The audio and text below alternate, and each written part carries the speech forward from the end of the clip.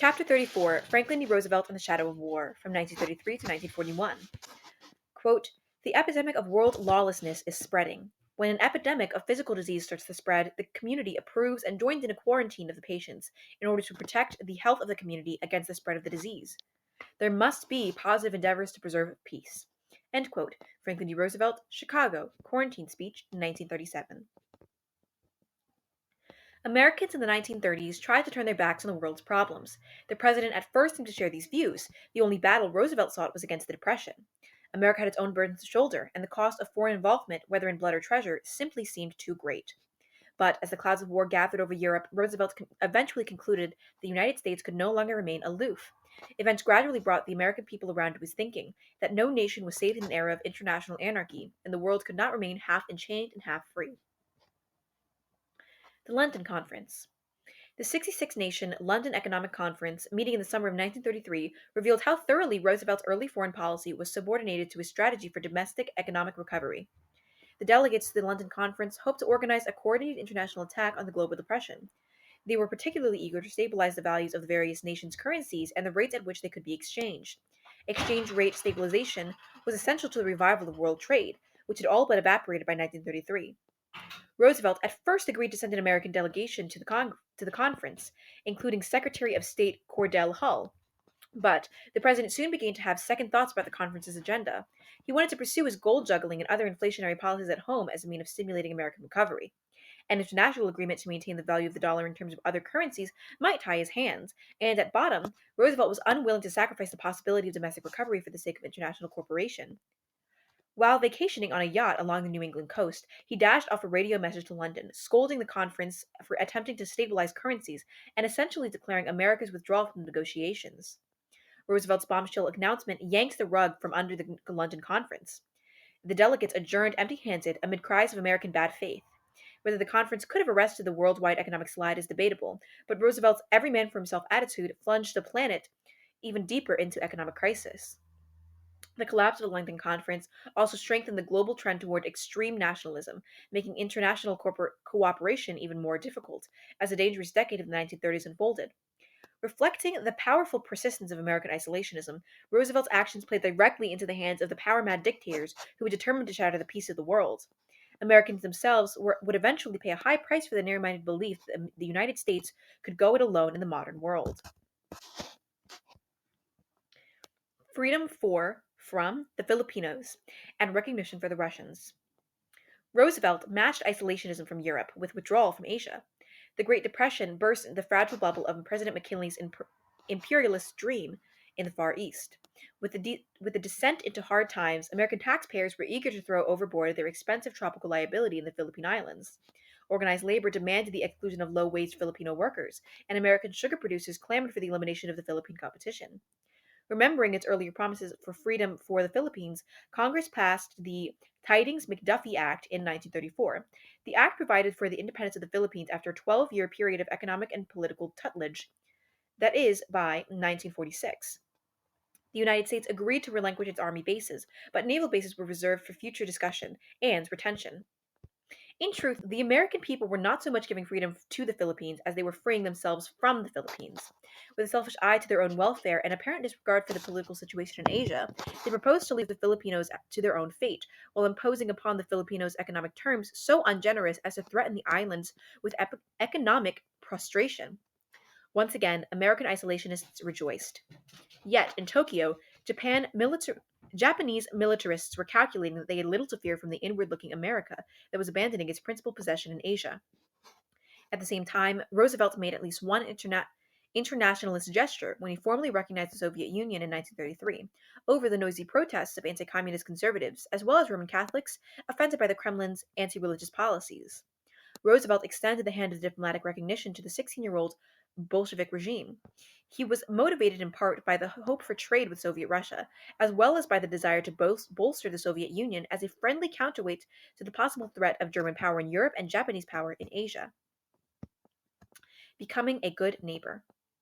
Closer to home, Roosevelt inaugurated a refreshing era in his relations with Latin America. He proclaimed in his inaugural address, "I will dedicate this nation to the policy of the good neighbor." Taken together, Roosevelt's non involvement with Europe and withdrawal from Asia, along with the brotherly embrace of the New World neighbors, suggests that the United States was giving up its ambitions to become a world power and would content itself instead with being merely a regional power, its interests and activities confined exclusively to the Western Hemisphere. Old fashioned intervention by bayonet in the Caribbean had not paid off, except in the evil harvest of resentment, suspicion, and fear. The Great Depression cooled off Yankee economic aggressiveness, as thousands of investors in Latin American securities became stockholders rather than stockholders. There were now fewer dollars to be protected by the rifles of those hated Marines. With war thirsty dictators seizing power in Europe and Asia, Roosevelt was eager to line up the Latin Americans to help defend the Western Hemisphere. Embittered neighbors would be potential tools of transoceanic aggressors, and President Roosevelt made clear at the outset that he was going to renounce armed intervention, particularly the vexatious corollary to the Monroe Doctrine devised by his cousin, Theodore Roosevelt. On this page, we have a political cartoon captioned Just Another Customer, 1933. The United States recognizes the Soviet Union, with Uncle Sam saying, Listen, I ain't gonna marry the gal, while looking at a woman holding a basket labeled Communist Russia. Late in 1933, at the 7th Pan American Conference in Montevideo, Uruguay, the U.S. delegation formally endorsed non intervention. Deeds followed words. The last Marines departed from Haiti in 1934, the same year after military strongman Fulgencio Batista had come to power.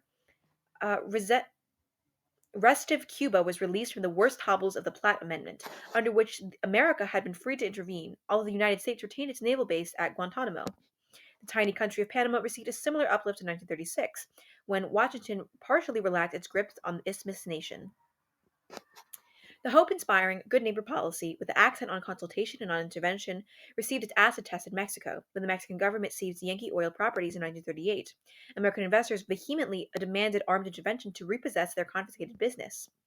But Roosevelt successfully resisted the badgering, and a settlement was finally threshed out in 1941, even though the oil company lost much of their original stake.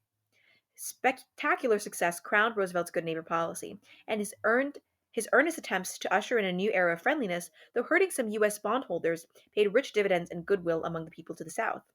No other citizen of the United States had ever been held in such high esteem in Latin America during his lifetime. Roosevelt was cheered with tumultuous enthusiasm as a traveling salesman for peace. He journeyed to the special Inter-American Conference at Buenos Aires, Argentina, in 1936. The Colossus of the North now seemed less like a vulture and more like an eagle. Secretary Hull's reciprocal trade agreements. Intimately associated with good neighborism and also popular in Latin America was the reciprocal trade policies of the New Deals. Its chief architect was idealistic Secretary of State Hull, a high-minded Tennessean of low-tariff school. Like Roosevelt, he believed that trade was a two-way street, that a nation could sell abroad only as it buys abroad, that tariff barriers choke off foreign trade, and that trade wars beget shooting wars. Responding to the Hull-Roosevelt leadership, Congress passed the Reciprocal Trade Agreements Act in 1934. Designed in part to lift American export trade from the Depression doldrums, this enlightened measure was aimed both at relief and recovery. At the same time, it achieved the low tariff policies of the New Dealers. See this tariff chart in the appendix. The Reciprocal Trade Agreements Act avoided the dangerous uncertainties of the wholesale tariff revision. It merely whittled down the most objectionable schedules of the Hawley-Smoot tariff by amending them. Roosevelt was empowered to lower existing rates by as much as 50%, provided that the other country involved was willing to respond with similar reductions. The resulting pact, moreover, was to become effective without the formal approval of the Senate. This novel feature not only ensured speedier action, but step-sided the evil twins of high-stakes log-rolling and high-pressure lobbying in Congress. Secretary Hull, whose zeal for reciprocity was unflagging, succeeded in negotiating pacts with the 21 countries by the end of 1939. During these same years, U.S. foreign trade increased appreciably, presumably in part as a result of the Hull-Roosevelt policies. Trade agreements undoubtedly bettered economic and political relations with Latin America and proved to be an influence for peace and in a war-bent world. The Reciprocal Trade Agreements Act was a landmark of legislation. It reversed the traditional high protective tariff policy that had persisted almost unbroken since the Civil War days, and that had so damaged the American and international economies following World War I. It also paved the way for the American-led free trade international economic system that took shape after World War II, a period that witnessed the most robust growth in the history of international trade. Storm cellar isolationism. Post 1918 chaos in Europe, followed by the Great Depression, spawned the ominous spread of totalitarianism. The individual was nothing, the state was everything. The communist USSR led the way, and the crafty and ruthless Joseph Stalin finally emerging as dictator. In 1936, he began to purge his communist state of all suspected descendants, ultimately executing hundreds of thousands and banishing millions to remote Serbian forced labor camps. Blustery Benito Mussolini, a swaggering fascist, seized the reins of power in Italy during 1922. And Adolf Hitler, a fanatic with a toothbrush mustache, plotted and harangued his way into control of Germany in 1933 with liberal use of the big lie. Hitler was the most dangerous of the dictators because he combined tremendous power with impulsiveness. A frustrated Austrian painter and hypnotic talents as an orator and leader, he secured control of the Nazi Party by making political capital of the Treaty of Versailles, and Germany's depression spawned unemployment. He was thus a misbegotten child of the short-sighted post-war policies of the victorious Allies, including the United States. The desperate German people had fallen in behind the new Pied Piper, for they had seen no other hope of escape from the plague of economic chaos and national disgrace. Hitler withdrew Germany from the League of Nations in 1933 and began clandestinely and illegally rearming. In 1936, the Nazi Hitler and the fascist Mussolini allied themselves in the Rome-Berlin axis. International gangsterism was likewise spreading in the Far East, where Imperial Japan was on the make. Like Germany and Italy, Japan was a so-called not-have power. Like them, it resented the ungenerous Treaty of Versailles. Like them, it demanded additional space for the teeming millions, cooped up in their crowded island nation. Japanese navalists were not to be denied. Determined to find a place in the Asiatic sun, Tokyo gave notice in 1934 the termination of the 12-year-old Washington Naval Treaty. A year later at London, the Japanese torpedoed all hope of effective naval disarmament. Upon being denied complete parity, they walked out of the multi-power conference and accelerated the construction of giant battleships. By 1935, Japan too had quit the League of Nations. 5 years later, it joined arms with Germany and Italy in the tripartite pact. Jut-jawed Mussolini, seeking both glory and empire in Africa, brutally attacked Ethiopia in 1935 with bombers and tanks. The brave defenders, armed with spears and ancient firearms, were speedily crushed. Members of the League of Nations could have caused Mussolini's war machine to quake to a halt if they had only dared to embargo oil. But when the League of Nations quarreled rather than risk global hostilities, it merely signed its own death warrant. And on this page, we have a picture of Hitler reviving troops in Berlin, 1939. We have the Nazi swastika and the eagle displayed, as well as many, many troops in gray suits. And a poster captioned "The Wages of Despair." Disillusioned and desperate, millions of Germans in the 1930s looked to Adolf Hitler as their savior from the harsh terms of the Treaty of Versailles, which concluded World War I. The Nazi poster reads, "Our last hope, Hitler." Isolationism, long festering in America, received a strong boost from these alarms abroad. Though disapproving of the dictators, Americans still believed that their encircling seas conferred any kind of mystic immunity, a certain kind of mystic immunity. They were continuing to suffer the disillusionment born of their participation in World War I, which they now regarded as a colossal blunder. They likewise nursed bitter memories of the ungrateful and defaulting debtors. As early as 1934, a spiteful Congress passed the Johnson Debt Default Act, which prevented debt-dodging nations from borrowing further in the United States. If attacked again by aggressors, these delinquents could stew in their own juices. Mired down by the Great Depression, Americans had no real appreciation of the revolutionary forces being harnessed by the dictators. The have-not powers were out to become have-powers, and Americans were not so much afraid that a totalitarian aggression would have caused trouble as they were fearful that Americans were not so much afraid that totalitarian aggression would cause trouble as they were fearful that they might be drawn into it. Strong nationwide sentiment welled up for a constitutional amendment to forbid a declaration of war by Congress, except in the case of invasion, unless there were a favorable popular referendum. With a mixture of seriousness and frivolity, a group of Princeton University students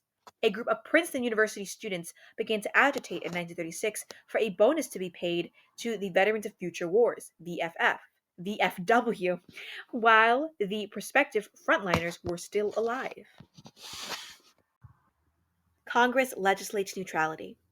As the gloomy 1930s lengthened, an avalanche of lurid articles and books condemning the munitions manufacturers as war-fomenting merchants of death poured from American presses. A Senate committee, headed by Senator Gerald Nye of North Dakota, was appointed in 1934 to investigate this blood business. By sensationalizing evidence regarding America's entry into World War I, the senatorial probers tended to shift the blame away from the German submarines onto American bankers and arms manufacturers. Because the munitions makers had obviously made money out of the war, many a naive citizen leapt to the illogical conclusion that these soulless scavengers had caused the war in order to make money.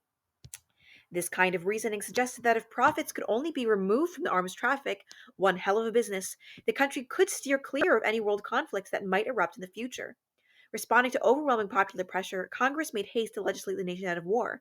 Action was spurred by the danger that Mussolini's Ethiopian assault would plunge the world into a new bloodbath. The Neutrality Acts of 1935, 1936, and 1937, taken together, stipulated that when the president proclaimed the existence of a foreign war, certain restrictions would automatically go off into effect. No American could legally sail on a belligerent ship, sell or transport munitions to a belligerent, or make loans to a belligerent. This head in the sand legislation, in effect, marked an abandonment of the traditional policy of freedom of the seas, a policy for which America had profoundly fought two full fledged wars and several undeclared wars. The Neutrality Acts were specifically tailored to keep the nation out of a conflict like World War I. If they had been in effect at the time, America probably would not have been sucked in, at least not in April 1917. Congress was one war too late with its legislation. What seemed dishonorable to Wilson seemed honorable and desirable to a later disillusioned generation. On this page, we have a quote from the thirst of Benito Mussolini for national glory in Ethiopia is indicated by his remark in 1940, "To make a people great it's necessary to send them into battle, even if you have to kick them in the pants." Parentheses, the Italians were notoriously unwarlike. Mussolini also said in 1934 in a proclaimed public speech, "We have buried the putrid corpse of liberty." And we also have a picture, a political cartoon, where democracy is bowing down to Uncle Sam. Quote, stay out for my sake as well as your own," with Europe burning in the distance. The caption, "America, the last refuge of democracy, the only way we can save her, her being democracy." Captioned, "Even as war broke out in Europe, many Americans continued to insist on the morality of U.S. neutrality." Storm cellar neutrality proved to be tragically short-sighted. America falsely assumed the decision for war or peace lay in its own hands, not in those of the satanic forces already unleashed into the world. Prisoner of its own fears, it failed to recognize that it might have used its enormous power to shape international events. Instead, it remained at the mercy of events controlled by the dictators. Statutory neutrality, though of undoubted legality, was of dubious morality. America served to notice that it would make no distinction between brutal aggressors and innocent victims. By striving to hold the scales even, it actually overbalanced them in the favor of the dictators, who had armed themselves to the teeth. By declining to use its vast industrial strength to aid its democratic friends and to defeat its totalitarian foes, it helped goad the aggressors along their blood-spattered path of conquest. America dooms loyalist Spain.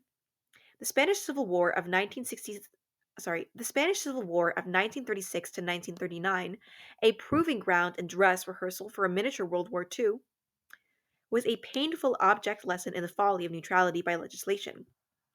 Spanish rebels who rose against the left-leaning Republican government in Madrid were headed by fascistic General Francisco Franco. Generously aided by his fellow conspirators Hitler and Mussolini, he overtook to throw the established loyalist regime, which in turn was assisted on a smaller scale by the Soviet Union. This pipeline from communism Moscow chilled the natural sympathies of many Americans, especially Roman Catholics, for the Republican loyalists. But other Americans burned with passion to defend the struggling republic against Franco's fascist coup. Some 3,000 young men and women headed to Spain to fight as volunteers in the Abraham Lincoln Brigade. Washington continued official relations with the Loyalist government, but Congress, with the encouragement of Roosevelt, was the only one dissenting vote, amend the existing neutrality legislation, so as to apply an arms embargo to both Loyalists and rebels. Roosevelt, remarked the dictator Franco, behaved in a manner of a true gentleman. FDR later regretted being so gentlemanly. Uncle Sam thus sat on the sidelines while Franco, abundantly supplied with arms and men by his fellow dictators, strangled the Republican government of Spain. The democracies, including the United States, were so determined to stay out of the war that they continued to condemn a fellow democracy to death. In doing so, they further encouraged the dictators to take the dangerous road that led over the precipice to World War II. And on this page, we have a quote from Knut Frankson, an African American member of the Abraham Lincoln Brigade, who explained why he went to Spain to fight against the fascistic Franco in 1937. Quote, since this is a war between whites who have for centuries have held us in slavery and have heaped every kind of insult and abuse upon us, segregated and Jim Crowed us, why am I, a Negro, in Spain today?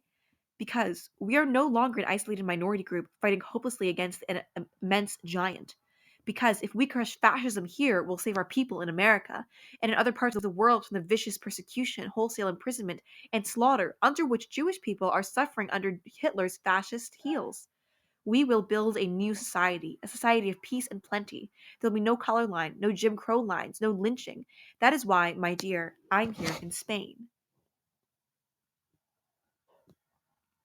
We also have, oh, we'll do that later. Such peace at any priceism was further cursed with illogic. Although determined to stay out of war, America declined to build up its armed forces to a point where it could deter aggressors. In fact, it allowed its navy to decline in relative strength. It had been led to believe that huge fleets caused huge wars. It was also trying to spare the complaining taxpayer during the grim days of the Great Depression. When President Roosevelt repeatedly called for preparedness, he was branded as a warmonger. Not until 1938, the year before World War II exploded, did Congress come to grips with a problem when it passed a $1 billion Naval Construction Act. The calamitous story was repeated of a little too late.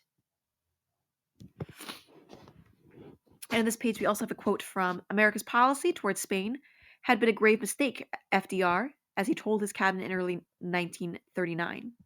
Quote, the policy we should have adopted was to forbid the transportation of munitions of war in America's bottoms ships. This could have been done, and loyalist Spain would still have been able to come to us for which she needed to fight for her life against Franco, to fight for her life and for the lives of some of the rest of us as well, as events will be very likely to prove. Appeasing Japan and Germany. Sulphurous war clouds had meanwhile been gathering in the tension-taut Far East. In 1937, the Japanese militarists at the Marco Polo Bridge near Beijing, or Peking, torched off the explosion that led to an all-out invasion of China. In a sense, this attack was a curtain raiser of World War II. Roosevelt shrewdly declined to invoke the recently passed neutrality legislation by refusing to call the China incident and officially declared war. If he had put the existing restrictions into effect, he would have cut off the trickle of munitions on which the Chinese were desperately dependent. The Japanese, of course, would continue to buy mountains of war supplies in the United States. In Chicago, unofficial isolationist capital of America, President Roosevelt declared his sensational quarantine speech in the autumn of 1937. Alarmed by the recent aggressions of Italy and Japan, he called for positive endeavors to quarantine the aggressors, presumably by economic embargoes. The speech triggered a cyclone of protests from isolationists and other foes of involvement. They feared that a moral quarantine would lead to a shooting quarantine. Startled by this angry response, Roosevelt retreated and sought less direct means to curb the dictators. Americans' isolationist mood intensified, especially in regard to China. In December 1937, Japanese aviators bombed and sank an American gunboat, the Panay, in Chinese waters, with a loss of 2 killed and 30 wounded.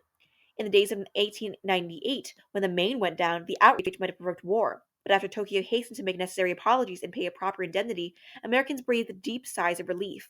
Japanese militarists were thus encouraged to vent their angers against the superior white race by subjecting American civilians in China, both male and female, to humiliating slappings and strippings.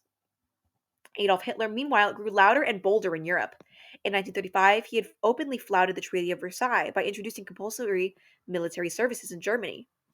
The next year, he brazenly marched into the demilitarized German Rhineland, likewise contrary to the detested treaty, while France and Britain looked in an agony of indecision.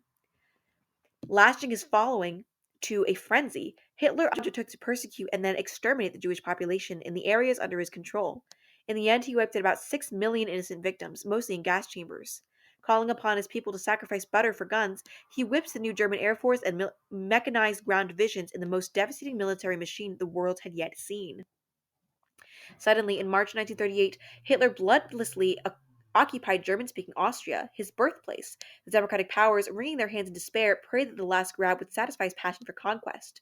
But, like a drunken reveler calling for madder music and stronger wine, Hitler could not stop. Intoxicated by his recent gains, he began to make bullying demands of the German-inhabited Sudetenland of neighboring Czechoslovakia. The leaders of Britain and France, eager to appease Hitler, sought frantically to bring the dispute to the conference table. President Roosevelt, also deeply alarmed, kept wires hot with personal messages both to Hitler and Mussolini urging a peaceful settlement. A conference was finally held in Munich, Germany in September 1938. The Western European democracies, badly unprepared for war, betrayed Czechoslovakia to Germany when they consented to the shearing away of Sudetenland. They hoped, and these hopes were shared by the American people, that the concessions at the conference table would slake Hitler's thirst for power and bring peace in our time. Indeed, Hitler publicly promised that Sudetenland is the last territorial claim I have to make in Europe. Appeasement of the dictators, symbolized by the ugly word Munich, turned out to be merely a surrender on the installment plan. It was like giving a cannibal a finger in hope of saving an arm. In March 1939, scarcely 6 months later, Hitler suddenly erased the rest of Czechoslovakia from the map, contrary to his solemn vows, and the democratic world was again stunned. Hitler's belligerency and U.S. neutrality. Joseph Stalin, the Sphinx of the Kremlin, was a key to the peace puzzle. In the summer of 1939, the British and French were busily negotiating with Moscow, hopeful of securing a mutual defense treaty that would halt Hitler. But mutual suspicions proved insuperable. Then the Soviet Union astounded the world by signing, on August 23, 1939, a non aggression treaty with the German dictator. The notorious Hitler Stalin Pact meant that the Nazi German leader now had a green light to make war on Poland and the Western democracies without fearing a stab in the back from the Soviet Union, his communist arch foe. Consternation struck those wishful thinkers in Europe who had fondly hoped that Hitler might be sicked upon Stalin so that the twin menaces would bleed each other to death. It was plain as the mustache on Stalin's face that the wily Soviet dictator was plotting to turn his German accomplice against the Western democracies. The two warring camps would then kill each other off and leave Stalin bestriding Europe like a colossus. With the signing of the Nazi-Soviet pact, World War II was only hours away. Hitler now demanded from neighboring Poland a return of areas wrenched from Germany after World War I. Failing to secure satisfaction, he sent his mechanized divisions crashing into Poland at the dawn of September 1st, 1939. Britain and France, honoring the commitments to Poland, promptly declared war. At long last, they perceived the folly of continued appeasement. But they were powerless to aid Poland, which succumbed in 3 weeks to Hitler's smashing strategy of terror. Stalin, as prearranged secretly in a fateful pact with Hitler, came in on the kill for his share of old Russian Poland. Long dreaded World War II was now fully launched, and the long truce of 1919 to 1939 had come to an end. President Roosevelt speedily issued the routine President Roosevelt speedily issued the routine proclamations of neutrality. Americans were overwhelmingly anti-Nazi and anti-Hitler. They fervently hoped that the democracies would win, and they fondly believed that the forces of righteousness would triumph, as in 1918. But they were desperately determined to stay out, and they were not going to be suckers again. On this page, we have a picture of Hitler standing on a big swastika that is crushing Poland, captioned Poland Falls to the Nazi Juggernaut, 1939. After swallowing Austria and Czechoslovakia in 1938, Hitler launched all-out war in Poland in September 1939, and the Nazi war machine seemed unstoppable. We also have a quote from President Roosevelt, who was roused at 3 a.m. on September 1st, 1939, by a telephone call from Ambassador William Bullitt in Paris. Mr. President, several German divisions are deep in Polish territory. There are reports of bombers over the city of Warsaw. And FDR replied, "Well, Bill, it has come at last. God help us all." Neutrality promptly became a heated issue in the United States. Ill-prepared Britain and France urgently needed American airplanes and other weapons, but the Neutrality Act of 1937 raised a sternly forbidding hand. Roosevelt summoned Congress in special session shortly after the invasion of Poland to consider lifting the arms embargo. After 6 hectic weeks of debate, the makeshift law emerged. The Neutrality Act of 1939 provided that henceforth the European democracies might buy American war materials, but only on a cash and carry basis. This meant they would have to transport the munitions in their own ships after paying for them in cash. America would thus avoid loans, war debts, and the torpedoing of American arms carriers. While Congress thus loosened former restrictions in response to interventionist cries, it aided others in response to isolationist fears. Roosevelt was now authorized to proclaim danger zones into which American merchant ships would be forbidden to enter. and this neutrality law unfortunately hurt China, which was effectively blockaded by the Imperial Japanese Navy. But despite its defects, it clearly favored the European democracies against dictators. As the British and French navies controlled the Atlantic, the European aggressors could not send their ships to buy Americans munitions.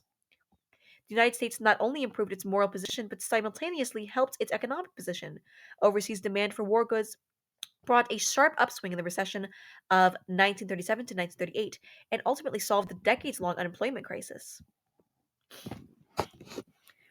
The fall of France. The months following the collapse of Poland, while France and Britain marked time, were known as the Phony War. An ominous silence fell on Europe as Hitler shifted his victorious divisions from Poland for a knockout blow at France. Inaction during this anxious period was relieved by the Soviets, who wantonly attacked neighboring Finland in an effort to secure strategic buffer territory. Debt paying Finns, who had a host of admirers in America, were speedily granted $30 million by an isolationist Congress for, quote, non military supplies. But despite heroic resistance, Finland was finally flattened by the Soviet steamroller. An abrupt end to the phony war came in April 1940, when Hitler, again without warning, overran his weaker neighbors, Denmark and Norway. Hardly pausing for breath, the next month he attacked the Netherlands and Belgium, followed by a paralyzing blow at France. By late June, France was forced to surrender, but not until Mussolini had pounced its rear for a jackal share of the loot. In a pell-mell but successful evacuation of the French port of Dunkirk, the British managed to salvage the bulk of their shattered and partially disarmed army. The crisis providentially brought forth an inspired leader in the Prime Minister Winston Churchill, a bulldog-jawed orator who nerved his people to fight off the fearful air bombings of their cities. France's sudden collapse shocked Americans out of their daydreams. Stout-hearted Britons, singing "There'll Always Be an England," were all that stood between Hitler and the death of constitutional government in Europe. If Britain went under, Hitler would have at his disposal his workshops, the shipyards, and the slave labor of Western Europe. He might even have the powerful British fleet as well.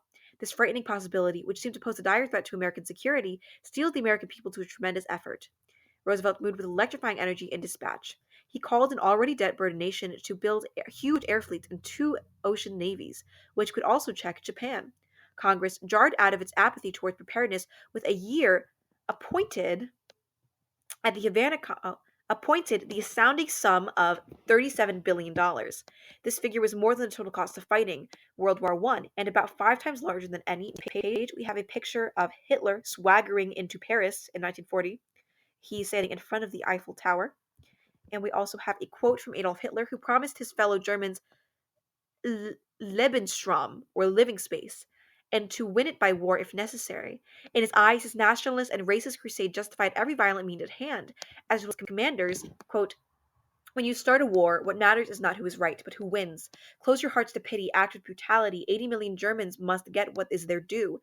Their existence must be made secure. Their stronger man is within the right." We also have a quote from President Roosevelt, who made a compelling case against the isolationists in a speech at the University of Virginia on June 10th, 1940. Quote, "Some indeed still hold to the now somewhat obvious delusion that we of the United States can safely permit the United States to become a lone island in a world dominated by the philosophy of force. Such an island may be the dream of those who can still talk and vote as isolationists. Such an island represents to me, and the overwhelming majority of Americans today, a helpless nightmare of a people without freedom. The nightmare of a people lodged in prison, handcuffed, hungry, and fed through the bars from day to day by contemptuous, unpitying masters of other continents." We also have some public opinion polling from the 1930s. This is on like a beige page, you know those? Asking questions like, do you think that the United States should do everything possible to help England and France win the war, except to go to war ourselves? With 60% responding yes. It's mostly questions about isolationism and how much we support other countries. Congress also passed a conscription law, approved on September 6, 1940.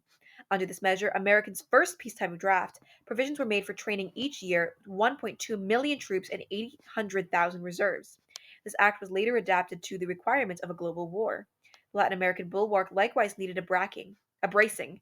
The Netherlands, Denmark, and France, all crushed under the German jackboot, had orphaned colonies in the New World. Would these fall into German hands?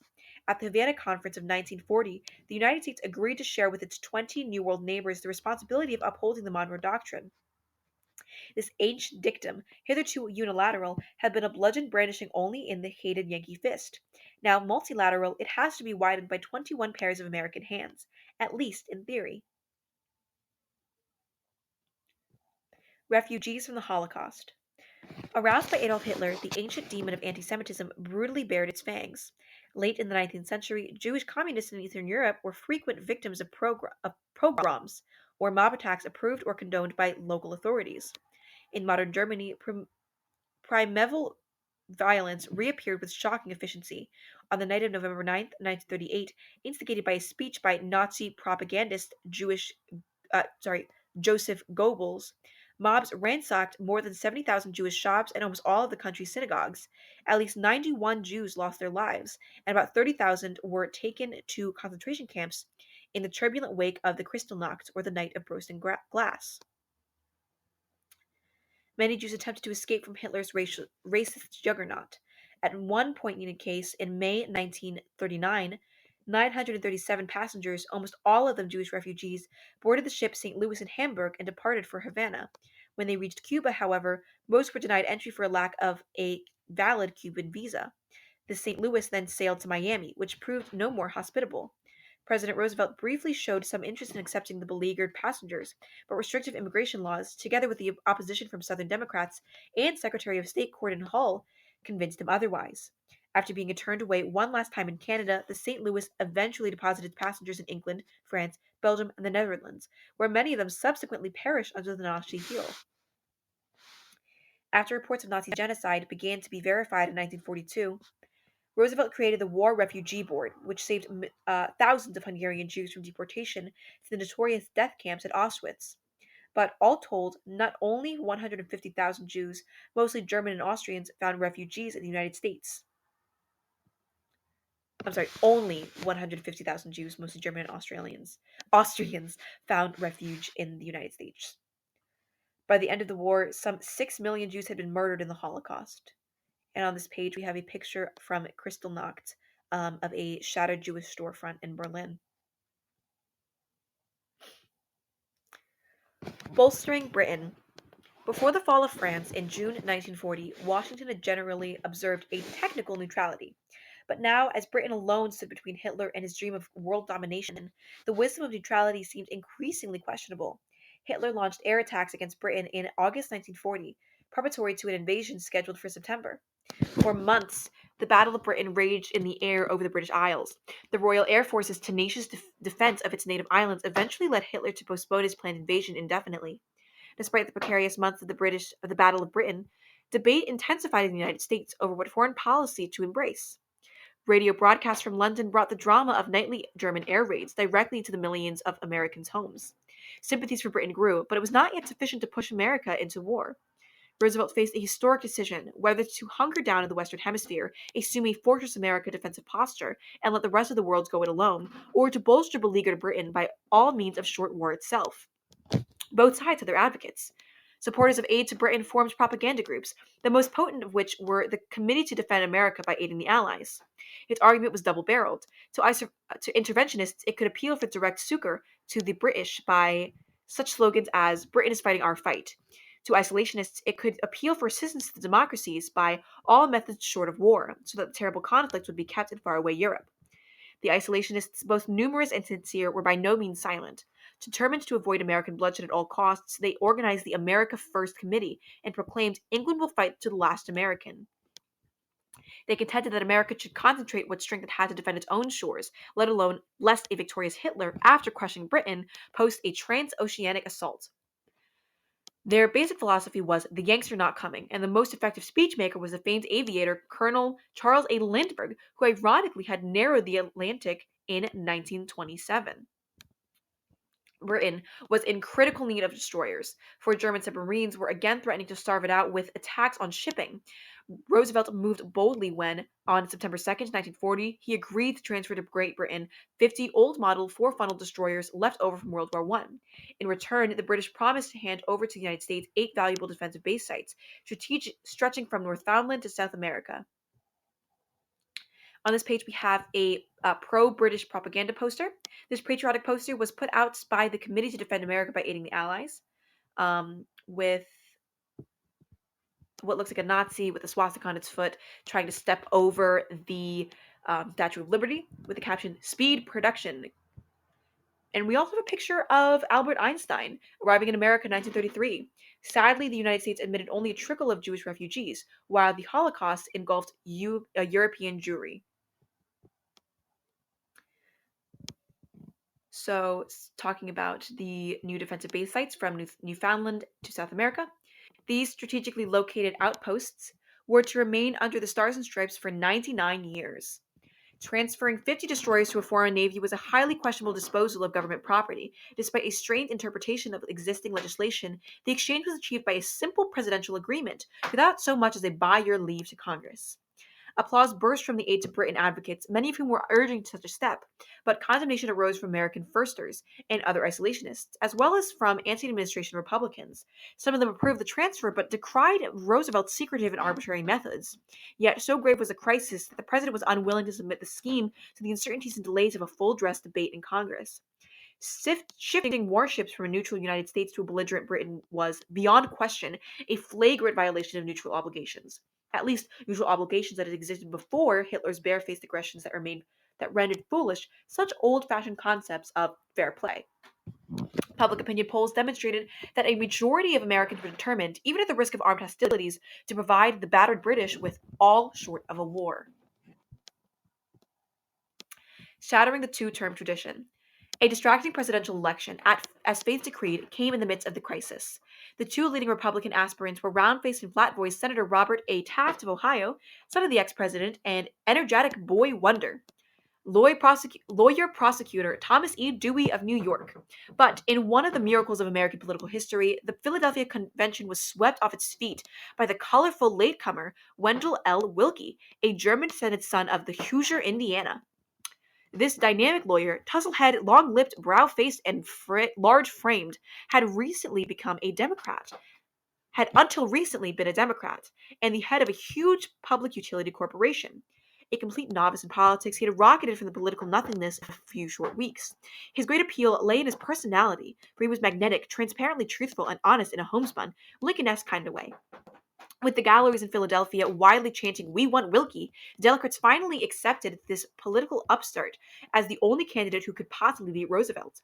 The Republican platform condemned FDR's alleged dictatorship, as well as the costly and confusing zigzags of the New Deal. Willkie, an outspoken liberal, was opposed not so much to the New Deal as to its extravagances and inefficiencies. Democratic critics branded him as the rich man's Roosevelt and the simple, barefoot Wall Street lawyer.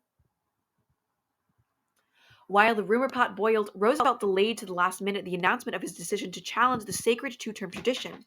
Despite what he described as personal yearnings for retirement, he avowed that in so grave a crisis he owed his experienced hand to the service of a country and humility.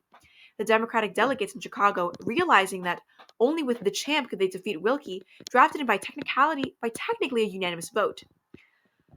Better a third term than a third-rater was the war cry of many Democrats.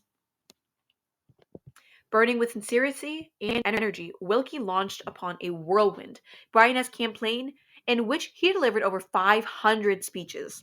At times, his voice became a hoarse croak, and the country was already badly split between interventionists and isolationists, and Willkie may have widened the breach dangerously by a violent attack on Roosevelt's aid to the Britain policies. But seeing eye to eye with FDR on the necessity of bolstering the beleaguered democracies, he refrained from assailing the president's interventionism, though objecting to his methods. In the realm of foreign affairs, there was not much to choose between the two candidates. Both promised to stay out of the war, both promised to strengthen the nation's defenses. Yet Willkie, with a mop of black hair in the nation's eyes, hit hard at Rooseveltian dictatorship and his third term. The enthusiastic followers cried, "Win with Willkie, no fourth term either, and there's no indispensable man." Roosevelt, busy at his desk with mounting problems, made only a few speeches. Stung by taunts that he was leading the nation by the back door into a European slaughterhouse, he repeatedly denied any such intention. His most specific statement was at Boston, where he emphatically declared, "Your boys are not going to be sent to any foreign wars," a pledge that later came back to plague him. He and his supporters vigorously defended the New Deal, as well as the all-out preparations for the defense of America and aid to the Allies. Roosevelt triumphed, although Wilkie ran a strong race. The popular total was 27,307,819 to 22,321,118, and the electoral count was 449 to 82. The contest was much less a walkaway than in 1932 or in 1936. Democratic majorities in Congress remained about the same. Jubilant Democrats hailed their triumph as a mandate to abolish the two-term tradition, but in truth, Roosevelt won in spite of the third-term handicap. Voters generally felt that the war should come. The experienced hand of a tried leader was needed at the helm. Less appealing was the completely inexperienced hand of the well-intentioned Wilkie, who had never held a public office. And on this page, we have a map of the presidential election with Wilkie only winning Maine, Vermont, Michigan, Indiana, his home state, Iowa, North Dakota, South Dakota, Nebraska, Colorado, and Kansas. So Maine and Vermont are sort of the outliers. The time-honored argument that one should not change horses in the middle of steam was strong, especially in an era of war-pumped prosperity. Roosevelt might not have won if there had not been a war crisis. On the other hand, he probably would not have run if foreign perils had not loomed so ominously. In a sense, his opponent was Adolf Hitler, not Wilkie. A landmark land lease law. By late 1940, embattled Britain was nearing the end of its financial tether. Its credits in America were being rapidly consumed by the insatiable war orders. But Roosevelt, who had bitter memories of the wrangling over the Allied debt of World War I, was determined, as he put it, to eliminate the silly, foolish old dollar sign. He finally hit on the scheme of lending or leasing American arms to the reeling democracies. When the shooting was over, to use his comparison, the guns and takes should be returned, just as one's next-door neighbor would return a garden hose when a threatening fire was to be put out. But isolationist Senator Taft, who was reputed to have the finest mind in Washington until he made it up, retorted that lending arms was like lending chewing gum. You don't want it back. Who wants a chewed up tank? The Land Lease Bill, patriotically numbered 1776, was entitled An Act Further to Promote the Defense of the United States. Sprung on the country after an election was safely over, it was praised by the administration as a device that would keep the nation out of the war rather than drag it in. The underlying concept was send guns, not sons, or billions, not bodies. America, so President Roosevelt promised, would be the arsenal of democracy. It would send a limitless supply of arms to the victims of aggression, who in turn would finish the job and keep the war on. On this page, we have a picture of protesters to the Lend-Lease, captioned, members of the Massachusetts Women's Political Club presented President Roosevelt with a petition protesting the adoption of the Land-Lease Bill and picketing the White House. Thank you. They feared the Americans' increasing involvement with the Allies would soon eventually draw their sons into battle, as it did, despite the president's assurances to the contrary. Accounts would be settled by returning the used weapons or their equivalents to the United States when the war was ended. Land-Lease was heatedly debated throughout the land's end in Congress. Most of the opposition came, as might be expected, from isolationists and anti-Roosevelt Republicans. The scheme was assailed as the blank check bill, and, in the words of the isolationist Senator Burton Wheeler, as the new Triple A, or the Agricultural Adjustment Bill, a measure designed to plow under every fourth American boy. Nevertheless, Lend-Lease was finally approved in March 1941 by sweeping majorities in both houses of Congress.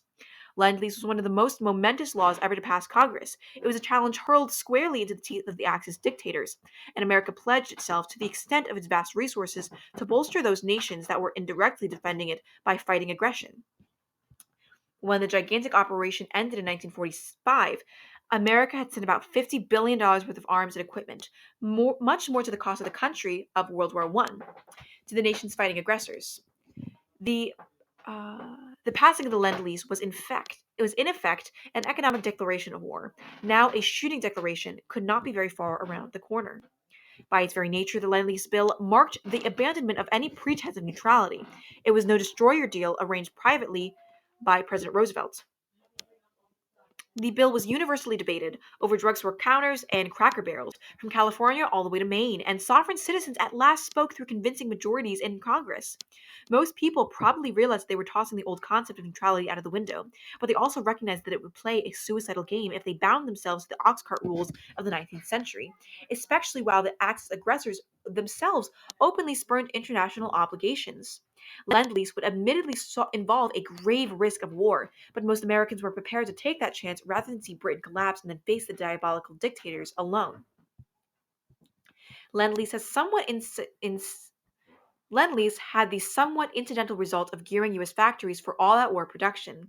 The enormously increased capacity thus achieved helped America save its own skin when at last the shooting war burst around its head. Hitler evidently recognized Lend-Lease as an unofficial declaration of war. Until then, Germany had avoided attacking U.S. ships. Memories of America's indecisive intervention in 1917 to 1918 were still fresh in German minds. But after the passing of Lend-Lease, there was less of a point to trying to curry the favor with the United States. On May 21st, 1941, the Robin Moore, an unarmed American merchantman, was torpedoed and destroyed by a German submarine in the southern Atlantic, outside a war zone. The sinking had started, but on a limited scale. In this page, we have a map showing the main flow of Lend-Lease aid, with most of it heading to, the Soviet Union, Australia, New Zealand, Northern Africa, and Europe. Charting a New World. Two globe-shaking events marked the course of World War II before the assault on Pearl Harbor in December 1941. One was the fall of France in June 1940. The other was Hitler's invasion of the Soviet Union almost exactly 1 year later in June 1941. The scheming dictators Hitler and Stalin had become uneasy yoke fellows under the ill-begotten Nazi-Soviet pact of 1939. As masters of the double cross, neither trusted the other. They engaged in prolonged dickering in secret attempts to divide potential territorial spoils between them, but Stalin balked at the dominant German control of the Balkans. Hitler thereupon decided to crush his co-conspirator, seize the oil and other resources of the Soviet Union, and have two free hands to snuff out Britain. He assumed that his invincible armies would subdue Stalin's Mongol half-wits in a few short weeks. Out of a clear sky in June 22nd, 1941, Hitler launched a devastating attack on the Soviet neighbor. This timely assault was an incredible stroke of good fortune for the democratic world, or so it seemed at the time. The two fiends could now set each other's throats on the icy steppes of Russia. Or they would if the Soviets did not so quickly collapse, as many military experts predicted. Sound American strategy seemed to dictate speedy aid to Moscow while it was still afloat. Roosevelt immediately promised assistance and backed up his words by making some military supplies available. Several months later, interpreting the Lend-Lease law to mean that the defense of the USSR was now essential for the defense of the United States, he extended $1 billion to the Lend-Lease, the first installment of the ultimate total of $11 billion. Meanwhile, the valor of the Red Army, combined with the white paralysis of the early Russian winter, had halted Hitler's invaders at the gates of Moscow. With the surrender of the Soviet Union still a dread possibility, the drama-charged Atlantic Conference was held in August 1941. British Prime Minister Winston Churchill, with cigar embedded in his cherubic face, secretly met with Roosevelt on a warship off the foggy coast of Newfoundland. This was the first of a series of history-making conferences between the two statesmen for the discussion of common problems, including the menace of Japan in the Far East.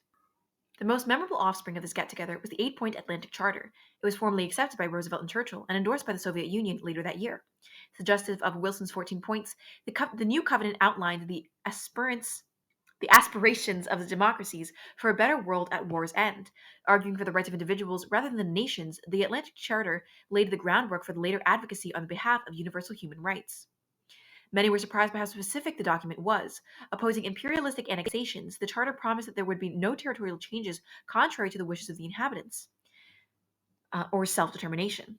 It further affirmed the right of the people to choose their own form of government, and, in particular, to regain the governments abolished by the dictators. Among various other goals, the charter declared for disarmament and peace of security, pending a permanent system of general security, or a new League of Nations.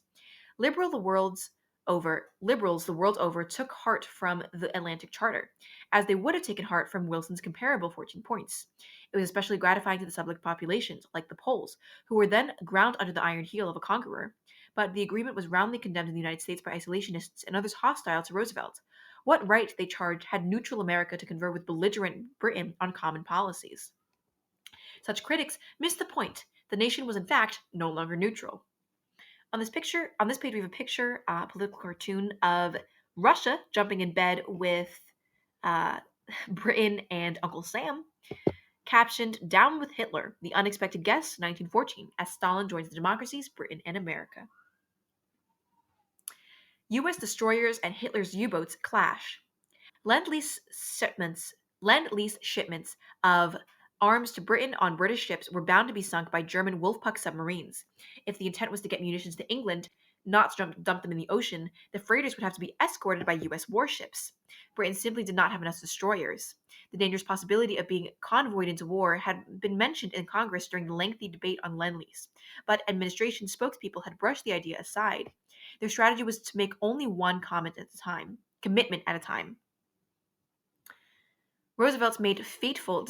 Roosevelt made why not? Roosevelt made the fateful decision to convoy in July 1941.